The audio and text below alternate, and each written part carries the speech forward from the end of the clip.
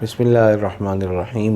دشمن ایک ایسا عنوان ہے، دشمن ایک ایسا لفظ ہے جس کے سنتے ساتھ ہی دل میں انتقام کے جذبات پیدا ہونے شروع ہو جاتے ہیں۔ لیکن آج میں آپ کو ایسا عمل بتانے جا رہا ہوں جو دشمن کی تباہی کا نہیں ہے، دشمن کی بربادی کا نہیں ہے، دشمن کو خاموش کرنے کا ہے اور خاموش رکھنے کا ہے۔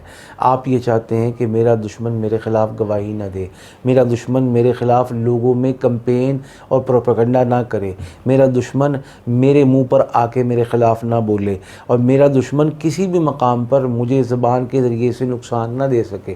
تو اس کا وظیفہ میں آپ کی خدمت میں آسان عرض کرنے لگا ہوں، جو پڑھے گا انشاءاللہ فائدہ پائے گا۔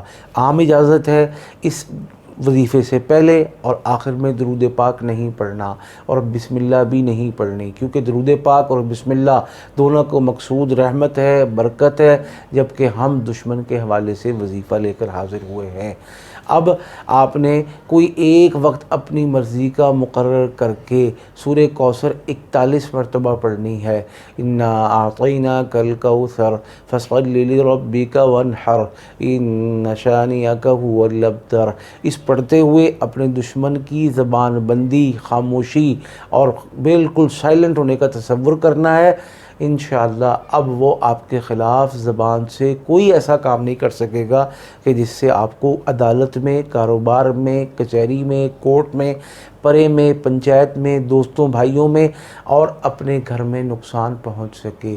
کسی صورت اس کی زبان آپ کے خلاف نہیں چلے گی، نہیں ہلے گی۔ اس عمل کو رکھنا کتنے دن ہے جاری؟ بھائی منیمم 3 دن ہے، ورنہ 11 دن اور میکسیمم 21 دن آپ پڑھیں گے۔ اللہ کے حکم سے آپ کا دشمن ایسے بیٹھ جائے گا جیسے بھیگی بلی ہوتی ہے، ایسے خاموش ہو جائے گا جیسے کبھی اس کے منہ میں زبان تھی ہی نہیں۔ انشاءاللہ جو کرے گا اور جس نے آج تک کیا ہے الحمدللہ فائدہ پایا ہے، فیض پایا ہے، اور قرآن پاک کے یہ خزینے اور قرآن پاک کے یہ سونے سے زیادہ متبرک اور مقدس خزانے اور تجربات آپ کی خدمت میں ہم اس لیے پیش کرتے ہیں کہ کوئی بھی میرا بھائی، کوئی بھی میری بہن میرے مرشد کے فیض سے محروم نہ رہ جائے۔ سب کرے، سب کو عام اجازت ہے۔ اللہ پاک سب کو اپنے دشمنوں سے اور دشمنوں کی شرمگیریوں سے محفوظ فرمائے، آمین۔